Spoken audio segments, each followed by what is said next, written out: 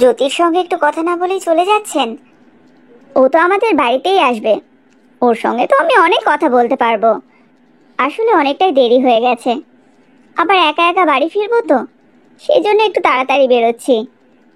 আচ্ছা ঠিক আছে। জ্যোতির বাবা ফোন করেছিল, ও উকিলের কাছে গেছে। দীপা আর অজয়ের ডিভোর্সটা খুব তাড়াতাড়ি হয়ে যাবে। ও আচ্ছা ঠিক আছে, তাহলে তারপরেই একটা ভালো দিন দেখে জ্যোতিকে আমরা বাড়িতে নিয়ে যাব। সেটাই ভালো। অজয়ের মায়ের মনে হয় আমাকে ভালো লাগেনি। আসলে তোর এইরকম বাইরে যাওয়াটা ওনার হয়তো পছন্দ হয়নি। উনি একদম অন্যরকম, জানিস তো, মেয়েদের বাইরে ঘোরা বাইরে কাজ করা একদম পছন্দ করে না। সেই জন্যই হয়তো তোর এইরকম বাইরে থেকে আসাটা ওনার পছন্দ হয়নি। তাহলে তো তুই একদম ওনার মনের মতো, সেই জন্যই উনি তোকে পছন্দ করেছিলেন।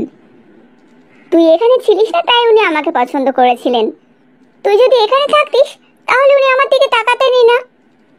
আর তাছাড়াও কি বলতো, ওনাকে দেখে যতটা শক্ত মনে হয় উনি ততটাই নরম মনের মানুষ।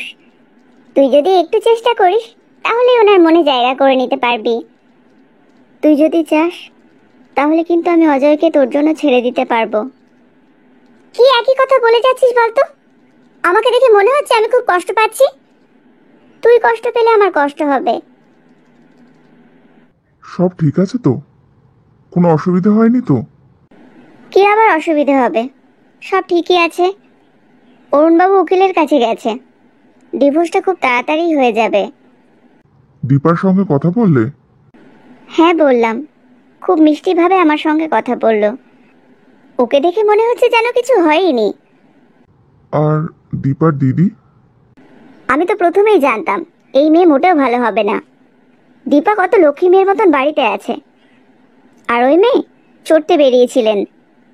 আহ, কেন এরকম করে বলছো? দুদিন পর ওই আমাদের বাড়িতে বউ হয়ে আসবে। সেটাই তো দুঃখ, কি পছন্দ করলাম আর কি ভাগ্যে জুটলো। কি হয়েছে মা? এইরকম করে কেন বলছো? তোকে আর কোনো কিছু বলে লাভ আছে?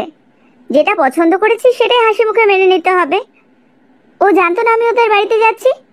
বাড়িতেও তো থাকতে পারতো, তা না, চড়তে বেরিয়েছিল। জ্যোতি কোথাও চড়তে যায়নি, আমার সঙ্গে দেখা করতে এসেছিল।